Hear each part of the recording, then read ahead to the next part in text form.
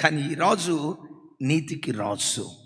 ఈ గొర్రెపిల్ల మీద వచ్చే ఈ రాజు నంబర్ 1 సర్వజ్ఞుడైన రాజు, నంబర్ 2 నీతికి రాజు, నంబర్ 3 రక్షకుడైన రాజు. అనండి కొంచెం గట్టిగా, కొంచెం గట్టిగా. లోకపు రాజులు, ఈ రాజు రక్షకుడు. లోకపు రాజుల్లో కొందరు రక్షకులు తక్కువ, ఏదో చెప్పండి, భక్షకులు చాలా ఎక్కువ. అది తింటే పర్వాలేదు తమ్ముడా, మాంసం ముక్కలు తింటే పర్వాలేదు, చూపించాం. అవి తింటే పర్వాలా, జనాల ప్రాణాలు దోచుకుంటారు. మీకు తెలుసా, ప్రపంచ దేశాల్లో ఒక గొప్ప రాజకీయ నాయకుడు కావాలంటే, మరలా చెప్తున్నా, గొప్ప రాజకీయ నాయకుడు ఎవరవుతారో తెలుసా? ఎవడైతే ఎక్కువ మందిని చంపుతాడో వాడే గొప్ప రాజకీయ నాయకుడు అయిపోతాడు. హల్లెలూయా. ఎక్కువ మంది ఎన్ని మటర్లు చేస్తే అంత పేరుగాంచిన గొప్ప రాజకీయ నాయకుడు అయిపోతాడు. లోకంలో ఎక్కడ చూసినా వాడు రాజు అవ్వటానికి మతాల మధ్య విద్వేషాలు రెచ్చగొట్టి, మీ మతం వాళ్ళు వాళ్ళ మీదకి వెళ్ళండి, వాళ్ళు వీళ్ళ మీదకి రండి అని మతాల మధ్య చిచ్చు పెట్టి ఒకళ్ళొకళ్ళు చంపుకుంటూ ఉంటే, కొందరి మరణపు సమాధుల మీద వారి రాజ్యాలు కట్టుకుంటున్న రాజులు ప్రపంచ చరిత్రలో లేకపోలేదు. ఈ రాజు ప్రాణం తీసి తన రాజ్యాన్ని స్థాపించాల, తన ప్రాణాన్ని ధారపోసి తన రాజ్యాన్ని స్థాపించాలి. ప్రాణం తీసి రాజ్యాన్ని స్థాపించలా. ఎందుకు? యేసుక్రీస్తు రారాజుగా. ఒకసారి నా వైపు చూడండి. యేసుక్రీస్తు రారాజుగా 2000 సంవత్సరాల నుంచి ఆయన విరాజిల్లుతూ ఉన్నాడు. ప్రపంచంలో ఏ రాజు అయినా 5 సంవత్సరాల వరకే, ఆ తర్వాత మేము భరించలేము నాయన, నీకు ఒక నమస్కారం అని దించుతారు. సరే దిగల 10 సంవత్సరాలు, ఇంకో 5 సంవత్సరాలు, 15 సంవత్సరాలు దిగల, ఆ తర్వాత తప్పకుండా 2 కాళ్ళు పట్టుకొని అయినా లాగాల్సిందే. ఏ రాజైనా 5, 10, 15, 20, 25, 50, 55. కానీ ఈ రాజు ఉన్నాడే 2000 సంవత్సరాల నుండి ప్రపంచాన్ని పరిపాలన చేస్తూనే ఉన్నాడు. అలాగని ఈ రాజు పరిపాలన 2000 సంవత్సరాలు కాదు, ఈయన సింహాసనం సదాకాలము ఉంటుంది, యుగాయుగాలు ఉంటుంది. ఈయన రాజ్యమునకు మితి లేదు, ఈయన పరిపాలనకు మితి లేదు. సూర్య చంద్ర నక్షత్రాదులైన గతించిపోతారేమో, కానీ ఈ రాజు అంతకంతకు విరాజిల్లుతూనే ఉంటాడు. ఎందుకో తెలుసా? ఈ రాజు భక్షించే రాజు కాదు. కొంచెం గట్టిగా చెప్పండి. చెప్పాలి, ఇంకోసారి చెప్పాలి. ఈ రాజు భక్షించే రాజు కాదు, రక్షించే రాజు. చరిత్ర చూడండి. ఒక ఆర్టికల్, గడిచిన దినాల్లో కాంగ్రెస్ ప్రభుత్వం భారతదేశాన్ని పరిపాలన చేసేది. పార్లమెంటు ఎంపీలు చాలామంది ఉంటారు కదా, 500 మందికి పైగా ఉంటారు కదా. విచిత్రం, 35% క్రిమినల్ కేసు ఉన్నవాళ్ళే, మర్డర్ కేసు ఉన్నవాళ్ళే. కాంగ్రెస్ ప్రభుత్వం బాగాలేదని చెప్పి మనం బీజేపీ ప్రభుత్వాన్ని గెలిపించుకున్నారు. అద్భుతం. బీజేపీ ప్రభుత్వం వచ్చిన తర్వాత మర్డర్ కేసులు ఉన్నవాళ్ళు, హత్య నేర చరిత్ర కలిగిన వాళ్ళు 40% ఉన్నారంట.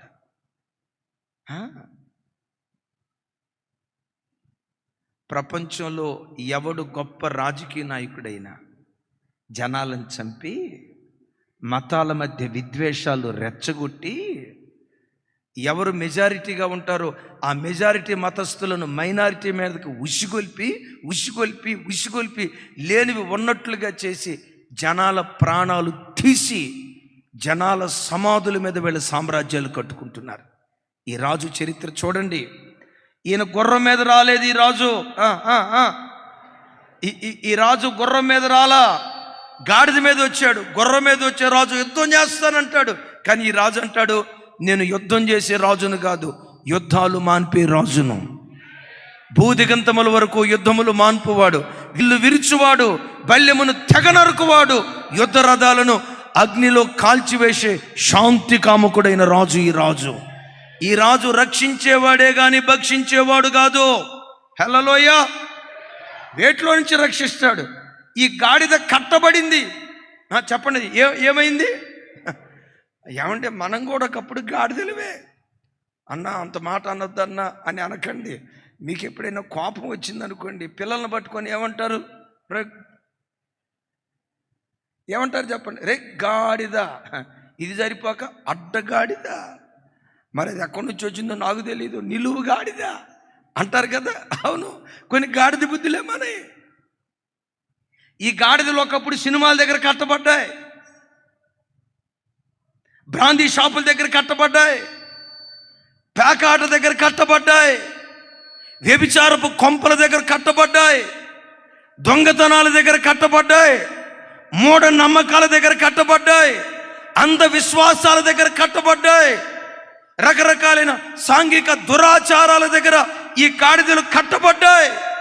ఈ గాడిదలు కట్టబడిన పరంపరలో ఓ పరంపర చెప్తాను.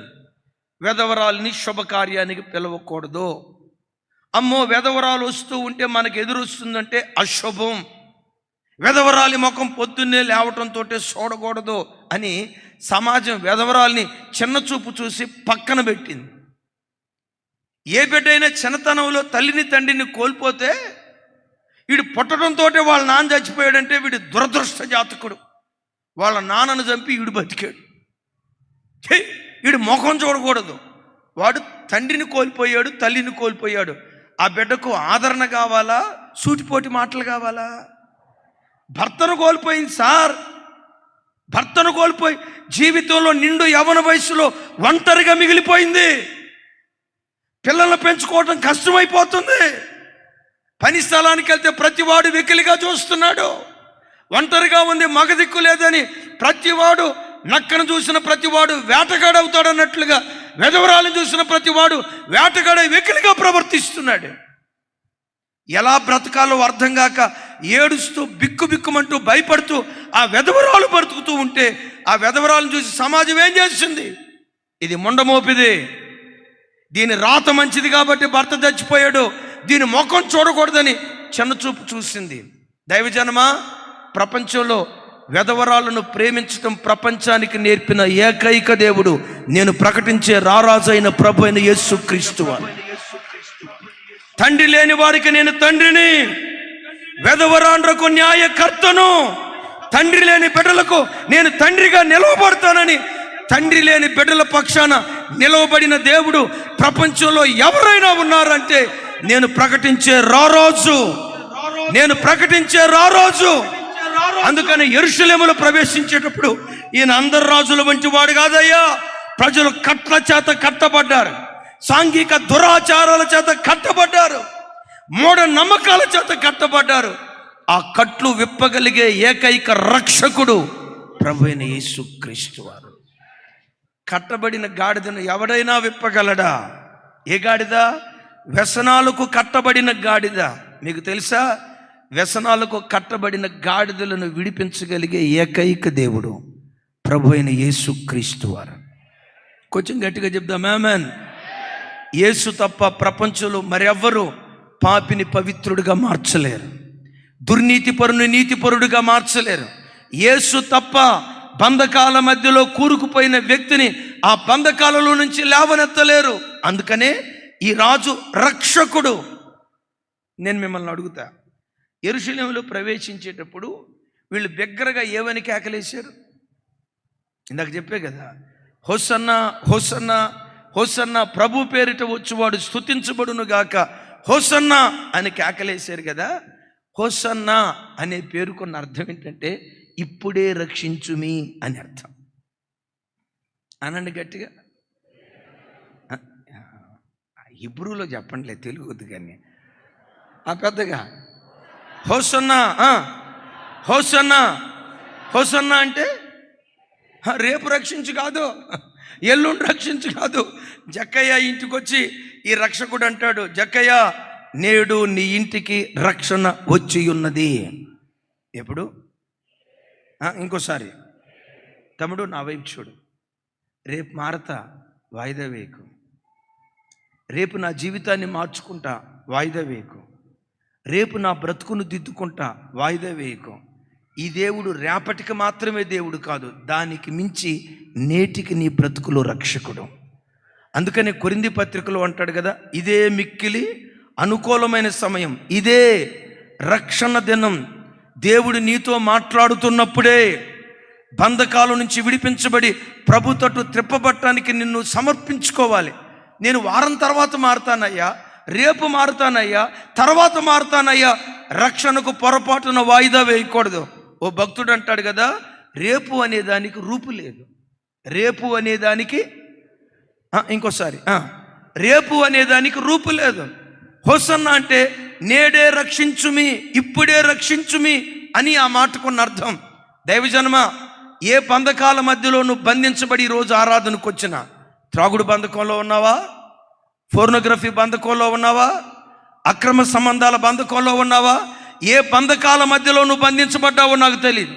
అయితే ఒక మాట, నువ్వు కూర్చున్న చోటే ఇప్పుడే నన్ను రక్షించయ్యా, ఈరోజే నా బ్రతుకు మార్చుకుంటాను అని నోరు తెరిచి నువ్వు ప్రార్థన చేయగలిగితే, ఉన్నత స్థలము నుండి తన హస్తాన్ని చాపి నువ్వు కూరుకుపోయిన జగటగల దొంగ ఊపిలో నుండి లేవనెత్తటానికి నా దేవుడి శక్తి కలిగిన వాడు. రేపు వాయిదా వేయి. ఇలాగే ఒక చోట సువార్త సభ, గొప్ప దైవజనుడు దేవుని వాక్యం ప్రకటిస్తున్నాడు. 3వ రోజు లక్షల కొలది ప్రజలు వచ్చారు. ఆ వర్తమానపు ముగింపులో ఇలా అన్నాడు, మీలో ఎవరైనా ఈరోజు బాప్తిస్మం తీసుకోవాలని తీర్మానం చేసుకుంటే లేచి నిలబడి, మీ కొరకు ప్రార్థన చేస్తాను. రాత్రిపూట దైవజనులు బాప్తిస్మం ఇస్తున్నారు, తీర్మానం చేసుకునే బిడ్డలు లేచి నిలబడండి అని ఆ ముగింపు సభలో చెప్తున్నాడు.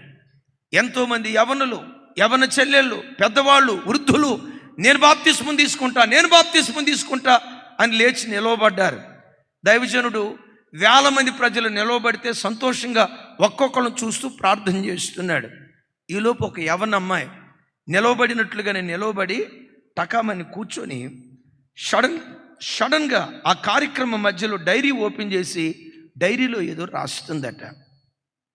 సేవకుడు చూశాడు, ఈ అమ్మాయి నిలవబడినట్లుగానే నిలవబడి బాప్తిస్మం తీసుకుంటానని తీర్మానం చేసుకొని మరలా వెంటనే కూర్చొని డైరీలో ఏదో రాస్తుంది, ఏంటి పిల్ల అని అనుకున్నాడు. సరేలే ఏమైందోలే అని చెప్పి సేవకుడు తన కార్యక్రమాన్ని ముగించాడు.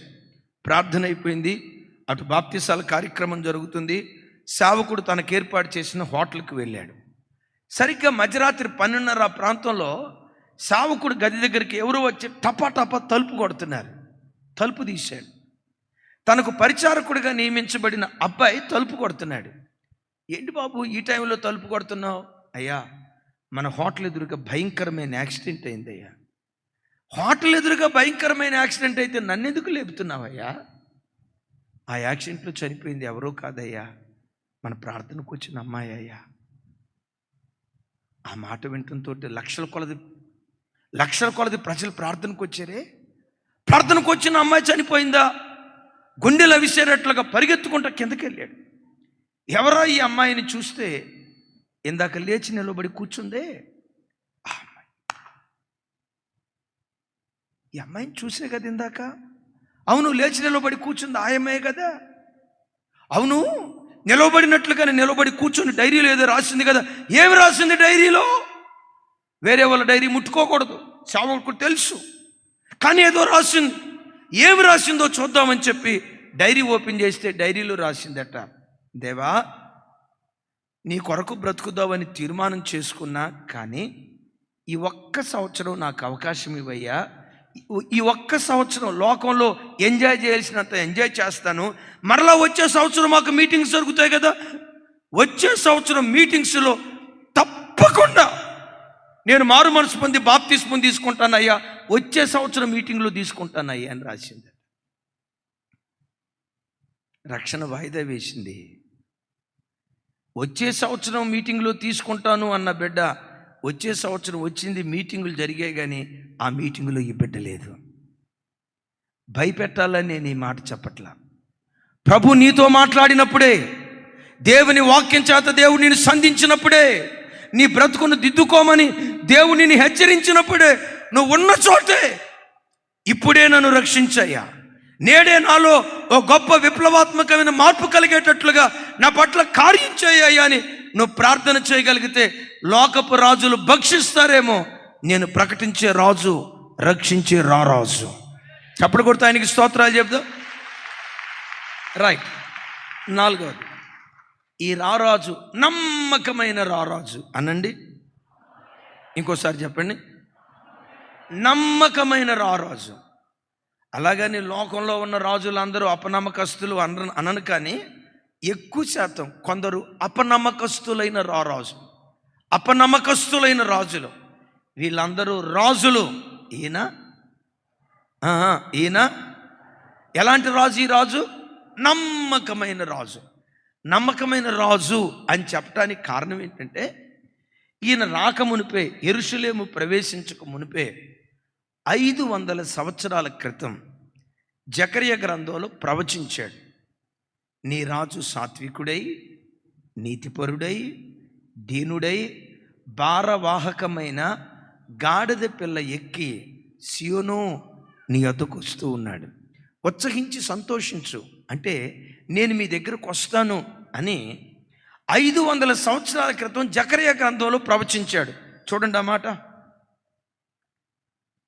జకర్యా గ్రంథం 9వ అధ్యాయం 9వ వచనం.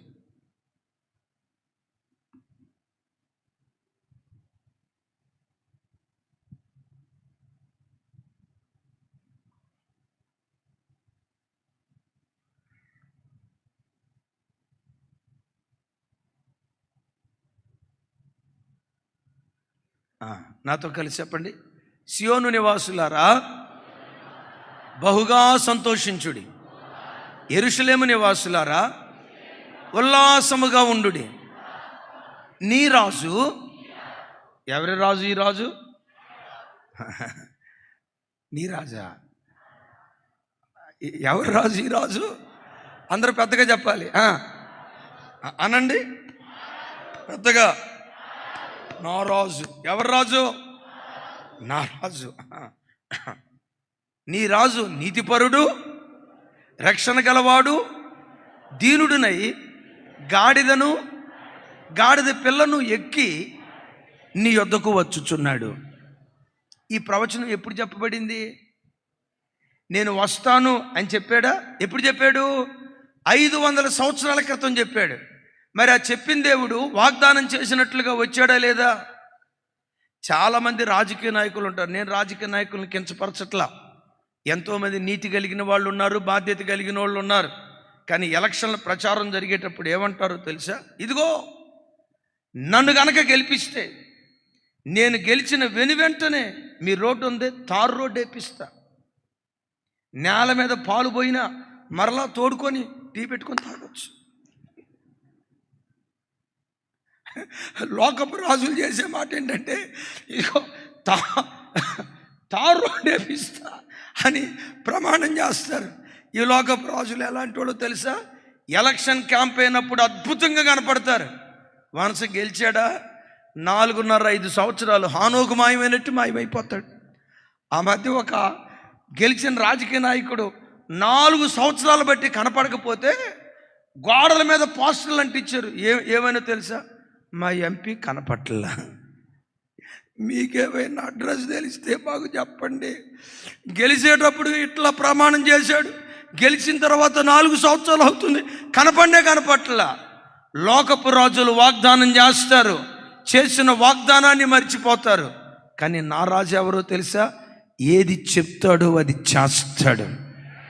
ఏది చెప్తాడో అది చేస్తాడు. ఇంకొక మాట చెప్పాలంటే, చెప్పిన దాని కంటే ఎక్కువ చేస్తాడు ఈ రారాజు. హల్లెలూయా. ఆ మధ్య ఒక ఆయన అన్నాడట, నన్నే కనుక గెలిపిస్తే తారు రోడ్డు వేపిస్తాను. గెలిచి 2 సంవత్సరాలైనా తారు రోడ్డు వేయించలేదట. ఆ మట్టి రోడ్డు వర్షాలు గుంతలు పడితే అద్భుతం. ఒకడు మంచోడు ఏం చేశాడో తెలుసా? ఆ గుంతల రోడ్డు మట్టితో, బురదతో, నీళ్లతో నిండుకొని ఉంటే నా వైపు చూడాలి, ఆ బురదలో మంచం వేసుకొని ఆ మంచం మీద ఈడు పడుకొని సెల్ఫీ దిగి ఆ మంత్రికి పంపించాడట.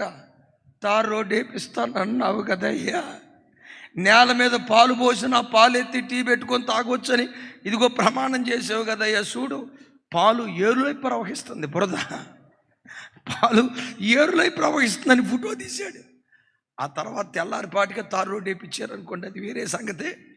అయితే లోకపు రాజులు ప్రమాణం చేస్తారు, మర్చిపోతారు. కానీ నేను ప్రకటించే నా రాజు ఎవరో తెలుసా?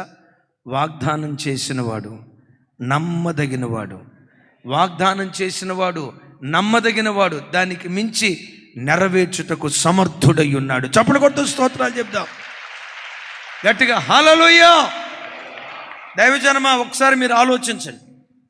జకర్యా గ్రంథం 500 సంవత్సరాల ముందు నేను వస్తాను అని వాగ్దానం చేశాడు కదా, వచ్చారా లేదా? వచ్చారా లేదా? నా వైపు చూడు. నువ్వు రక్షించబడిన నాటి నుండి నీకెన్ని వాగ్దానాలు అయితే దేవుడు చేశాడో విశ్వసించు. నీకు ఇచ్చిన ప్రతి వాగ్దానం తగిన కాలమందు దేవుడు తప్పకుండా నెరవేరుస్తాడు. నీకు ఇచ్చిన దానికంటే ఎక్కువగా దేవుడు జరిగిస్తాడు. నేను రక్షణ పొందిన ప్రారంభ దినాల నుంచి నాకు ఒక వాగ్దానం, ఫేవరెట్ వాగ్దానం. అది హైదరాబాద్ ఒంటరిగా వచ్చా, ఒక్కండి వచ్చా. కూర్చున్నప్పుడల్లా ఓ పాట, హెబ్రోన్ పాట, వారిలో ఒంటరి అయినా వాడు. ఆ పాట పాడేటప్పుడు, ఆ పాట వినబడేటప్పుడు ఏడ్చుకునేవాడిని. ఎవ్వరూ లేరు నాకు, చుట్టాలు, స్నేహితులు, బంధువులు ఎవ్వరూ లేరు, ఎవ్వరూ లేరు. వింటున్నారన్న మాటలు? ఎవ్వరూ లేరు. 19 సంవత్సరాల చిన్న వయసులో, 20 సంవత్సరాల చిన్న వయసులో ఒంటరిగా అడుగుపెట్టా. ఆ పాట పాడుకునేటప్పుడు, ప్రభు ఈ వాగ్దానం నీదేరా, ఒక కాలం వస్తుంది 1000 మందిగా మారుతావు, 10,000 మందిగా మారుతావు, లక్షల మందిగా మారుతావు, ఈ వాగ్దానం నీదేరా అని అంటూ ఉండేవాడు. నేను ఆ వాగ్దానం, ఆ పాట పాడటం స్టార్ట్ చేసిన తర్వాత మా తమ్ముడిని తెచ్చా, రమేష్ అని. ఆ తర్వాత ఇంకో తమ్ముడు సురేష్ అని. వీళ్ళిద్దరు సరిపోక ఒక చెల్లి ఉంటుంది, రాణి అని. ఆ చెల్లిని కూడా తీసుకొచ్చా. నేను అనుకున్నా ఈ సామ్రాజ్యం విస్తరిస్తుంది అనుకున్నా. కానీ దేవుని ప్రణాళిక ఏంటో తెలుసా? దైవిక సామ్రాజ్యాన్ని ఈ నిష్ప్రయోజకుడి ద్వారా విస్తరింపజేయాలని కోరుకున్నాడు. లక్షల కొలదిగా, లక్షల కొలదిగా, లక్షల కొలదిగా విశ్వసించు. నీకు దేవుడు ఏ వాగ్దానం చేశాడో, వాగ్దానం ఆలస్యమైతేమో వాగ్దానం తప్పకుండా దేవుడు నెరవేరుస్తాడు. నీ రాజు దీనుడై గాడిద మీద ఎక్కొస్తాడు అని అన్నాడే, వాగ్దానం వెంటనే నెరవేర్చబడిందా? 500 సంవత్సరాలు జరిగిందా? వాగ్దానం ఆలస్యం అయితేమో కానీ తప్పకుండా నీ బ్రతుకులో దేవుడు నెరవేరుస్తాడు. పెద్దగా చెప్తాం ఆమేన్. మనం చినకాలనీలో ఆరాధన జరిగేటప్పుడు, నేను నిన్ను గొప్ప చేయ మొదలు పెట్టేదను, మన మినిస్ట్రీకి వాగ్దానం ఇచ్చాడు. ఈ సైతాన్ గాడు అంటాడు, గొప్ప చేశాడు, డేరాల కింద గొప్ప చేశాడు, టెంటల కింద గొప్ప చేశాడు, కింద కూర్చోడానికి కార్పెట్ లేదు, ఏమి లేదు. కొన్నిసార్లు ఆదివారపు ఆరాధనకి నాగరాజు గడు వచ్చేవాడు. మీకు అర్థమైందా? పాము వచ్చేది సార్ ప్రార్థనలో. జానన్నోళ్ళ చిన్న కొడుకు ఆ పామును చూసి గడగడ వణుకుతున్నాడు. జనమేమో ఆత్మలో ఆనందిస్తున్నారు. వాడు గడగడగా వణకటం చూశాడు. చూసా, ఏమిరా అన్నా, పామన్నా అన్నాడు. ఆడు లేవబోతుంటే, అన్న పావన్ నాకు కూడా తెలుసురా. ఇప్పుడు పావని గారంటే ఆరాధన అన్యాయం అయిపోతురా.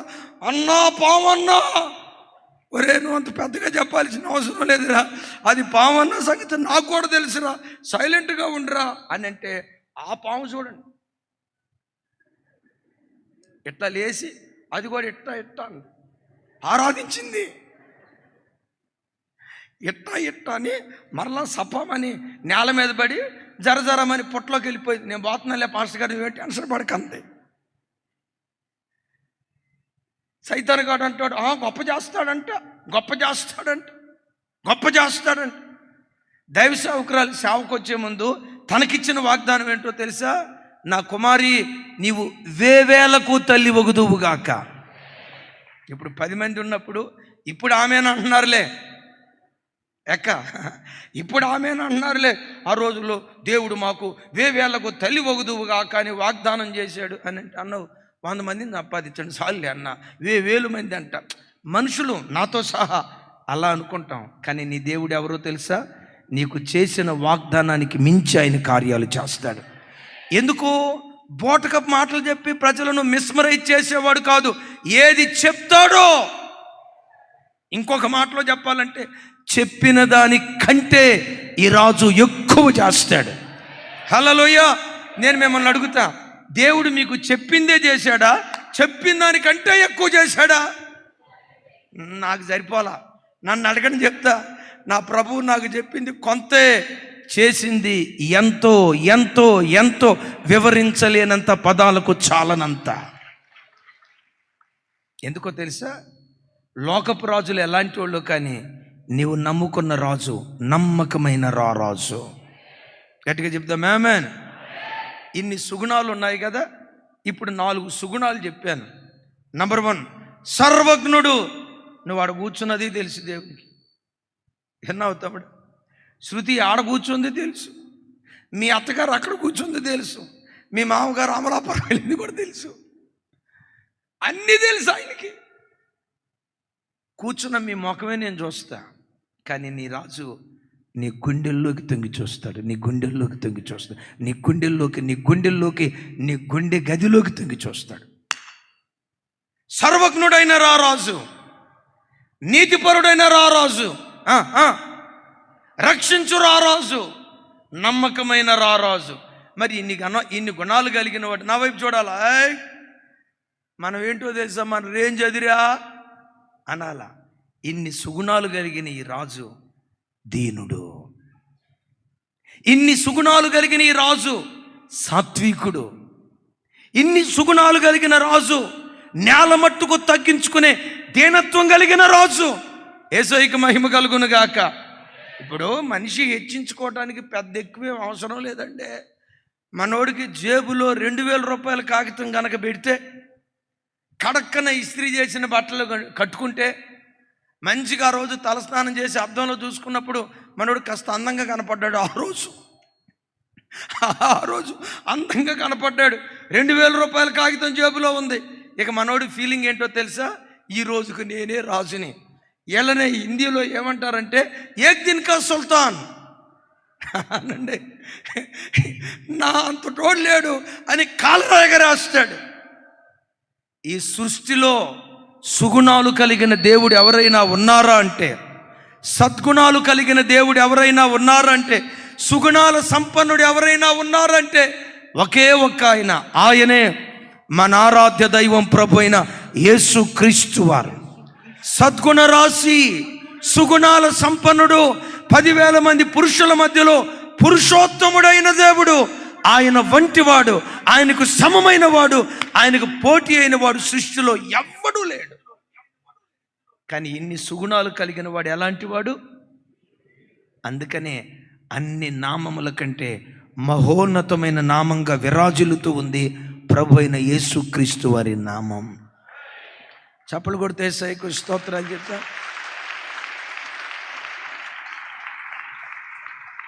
ఒక విలువైన మాట చెప్పి నేను ముగిస్తా. సెకండ్ సెషన్లో ఇప్పుడేమో భూలోకపు రాజులు, పరలోకపు రారాజు గురించి.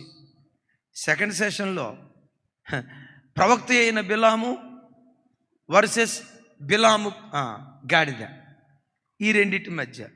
థర్డ్ సెషన్లో బేత్పగే వర్సెస్ బేతనియా. ఇదేదో క్రికెట్ మ్యాచ్ అనుకునేరు కాక, రైట్? క్రికెట్ మ్యాచ్ కాదు. సరే వినండి. ఆఖరి మాట విలువైన మాట. ఇందాక చెప్పే కదా, ఈ మఠలాదివారపు దినాన యేసుక్రీస్తు వారికి ఏం జరిగింది? పట్టాభిషేకం జరిగింది. ఇప్పుడు గాడిదని తీసుకొచ్చారా, గాడిద పిల్లని తీసుకొచ్చారా, రెండింటిని తీసుకొచ్చారా? యేసు ప్రభు రెండింటి మీద కూర్చున్నాడా? దేని మీద కూర్చున్నాడట? మీకు ఒక మర్మయుక్తమైన మాట చెప్తాను. గాడిద పిల్ల మీద యేసు ప్రభు కూర్చున్నారు. కానీ జకర్యా గ్రంథంలో ఏమి రాసింది? గాడిద మీద, గాడిద పిల్ల మీద కూర్చున్నాడు అని రాసింది. రెండింటి మీద కూర్చున్నాడా? గాడిద పిల్ల మీద కూర్చున్నాడు. ఎస్, గాడిద పిల్ల మీద యేసుక్రీస్తు వారు కూర్చుంటే గాడిద మీద తండ్రి అయిన దేవుడు కూర్చున్నాడు. పరిశుద్ధాత్మ దేవుడు ప్రజల హృదయాలలో ఉండి ఈయనే రారాజు, ఈయనే రారాజు, ఈయనే రారాజు, ఈయనే రారాజు అని పరిశుద్ధాత్మ దేవుడు పట్టాభిషేకం చేశాడు. హల్లెలూయా. అక్కడ ఎవరెవరు కనపడుతున్నారు? యేసుక్రీస్తు వారు కనపడుతున్నారు, తండ్రి అయిన దేవుడు కనపడుతున్నాడు. ప్రజల హృదయాలలో ఉండి కేకలు వేస్తూ స్తుతించేటట్లుగా ఆరాధనకు పురికొల్పే పరిశుద్ధాత్మ దేవుడు కనపడుతున్నాడు. అంటే 2000 సంవత్సరాల క్రితం పామ్ సండే రోజు పట్టాభిషేకం జరిగింది. సిలువ వేయబడ్డారు. తర్వాత పునరుద్ధానుడే లేచి 40 రోజులు వాళ్ళకి ఆత్మస్వరూపిగా కనపడ్డారు. 40వ రోజు ఇదిగో ఒలీవల కొండ మీద నుంచి నేను పరలోకానికి ఆరోహణమే వెళ్తున్నాను. ఎలా ఆరోహణమే వెళ్తున్నానో మరలా ఇదే ఒలీవ కొండ మీదకి నేను తిరిగి వస్తా. ఒలీవల కొండ మీదకి తిరిగి వచ్చిన తర్వాత మరలా యెరూషలేములో ప్రవేశిస్తా. ఈసారి యెరూషలేములో ప్రవేశించేటప్పుడు గాడిద మీద ఎక్కి రాను, తెల్లని గుర్రం మీద ఎక్కి రాజులకు రాజుగా యెరూషలేములో ప్రవేశించి రారాజుగా 1000 ఏండ్లు పరిపాలన చేయబోతూ ఉన్నాను. నా మాట మీకు అర్థమైందా? జకర్యా గ్రంథంలో వస్తాను అన్నాడు. వచ్చారా లేదా? వచ్చారా లేదా? అపోస్తుల కార్యంలో ఆయన పరలోకానికి ఆరోహణమై వెళ్తూ ఇదిగో నేను త్వరగా వస్తాను అన్నారు. వచ్చారా లేదా?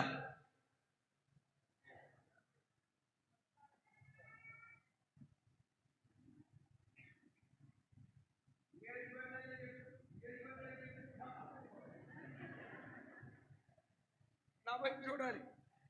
జకర్యా గ్రంథంలో వస్తాను అని చెప్పారా లేదా? వస్తాను అని చెప్పిన ఆయన వచ్చారా లేదా? It's finished. ఓకే. ఇప్పుడు అపోస్తుల కార్యంలో పరలోకానికి ఆరోహణమై వెళ్తూ ఎలా ఆరోహణమై వెళ్తున్నానో మరలా అదే రీతిగా దిగి వస్తాను అని అన్నాడు. త్వరగా వస్తాను అన్నాడు. వచ్చారా లేదా? రాలా, కానీ ఖచ్చితంగా వస్తాడు. ఈసారి గాడిద మీద రాడు, గుర్రం మీద ఎక్కువ వస్తాడు. ఎలా వస్తాడో తెలుసా? రాజులకు రాజుగా, ప్రభువులకు ప్రభువుగా, భూపతులందరికీ అధిపతిగా, వాక్యం అనే నామాన్ని ధరించిన వాడు. తొడ మీద ఆ పేరు రాయబడి ప్రకటన గ్రంథం 19వ అధ్యాయంలో రాసి ఉంటుంది. వాక్యం అనే పేరు ధరించిన వాడే రాజులకు రాజుగా భూమి మీదకి వచ్చి 1000 సంవత్సరాలు భూమి మీద ఆయన పరిపాలన చేయబోతున్నాడు. గట్టిగా చెప్తాం. ఏ ముఖ్యమంత్రి అయినా ఎంతకాలం పరిపాలన చేస్తాడు? 5కే దించేస్తావా? 10 పెట్టవచ్చు. ఏ ముఖ్యమంత్రి అయినా ఎన్ని సంవత్సరాలు పరిపాలన చేస్తాడు? 10, 15. రేపు దిగిపోవాల్సిందే, తప్పకుండా దిగిపోతారు. 15కి దిగిపోవాల్సిందే. విన్నారా? ఏ రాజు అయినా 50 సంవత్సరాలకి దిగిపోతాడు. ఈ రాజు ఉన్నాడే యుగాయుగాలు భూమి మీద పరిపాలన చేయబోతున్నాడు. అయితే ఒక అద్భుతం తెలుసా? ఆయన రాజులకు రాజు అయితే ఆయన రక్తంతో కడగబడిన మనలం, ఆయన రాజులకు రాజు అయితే ఆయన రక్తంతో కడగబడిన మనం రాజులుగా భూమి మీద ఉండి పరిపాలన చేయబోతున్నాం. ఇది వాక్యం చెప్తున్న సత్యం. ఇస్తే రక్క నీకు విజయవాడ రాసిస్తాడు. పో రమేష్ అన్నా, మరి మీది విజయవాడే, మీరు పంచుకుంటే పంచుకోండి. రైట్ అన్నా, మీకు నూజివీడు, మీకు రవణకపేట. వాళ్ళు ఎట్ట చూస్తున్నారంటే పద్దాకల రవణకపేట ఎందుకన్నా? నవా మీది వరంగల్, సికింద్రాబాద్ కావాలా? మరి మేమేం కావాలా? పిచ్చోళ్ళారా, ఈరోజు ఏమీ లేని వాళ్ళకి కనపడతాం. రేపు ప్రపంచాన్ని ఏలబోయే రాజులు మనమే, ప్రపంచాన్ని ఏలబోయే ప్రభువులు మనమే. ఆయన రాజుల రాజుగా ఉండి ప్రపంచాన్ని ఏలుబడి చేస్తూ ఉంటే ఆయన రక్తంతో కడగబడిన మనం సామంత రాజులుగా ఉండి సృష్టిని పరిపాలన చేయబోతున్నాం. ఈ దేవుడు బోటకపు మాటలు చెప్పి ప్రజలను ఉప్పి తప్పింపజేసేవాడు కాదు. ఏది చెప్పాడో, అబ్రహమా నీ సంతానాన్ని ఆకాశ నక్షత్రాల వలె విస్తరింప చేస్తాను అన్నాడు. అన్నాడా లేదా? అబ్రహాము ఆ వాగ్దానాన్ని అనుభవించాడా? తాను బ్రతికున్న దినాల్లో ఆ వాగ్దానాన్ని అనుభవించాడా? ఆకాశ నక్షత్రాల వలె విస్తరింపజేస్తానన్నాడు. అన్న ఆయన ఒక్కొడుకునిచ్చాడు. వాగ్దానం చేసిన వాడు నమ్మదగిన వాడు అన్నాం కదా. ఈరోజు 800 కోట్ల మంది ప్రజలు భూమి మీద ఉంటే ఈ 800 కోట్ల మంది ప్రజల్లో 600 కోట్ల మంది ప్రజలకు పైగా అబ్రహాము సంతానమే. వాగ్దానం చేసిన వాడు నమ్మదగిన వాడు. ఆ రారాజు ప్రత్యక్షత కొరకు ఎదురు చూద్దాం. ఆయన ప్రత్యక్షమయ్యాడా? రెప్పపాటు కాలంలో రూపాంతరం చెంది పరలోకానికి చేరి యుగాయుగాలు ప్రభుతో కూడా ఉండే భాగ్యం దేవుడు మన అందరికీ దయచేయును గాక.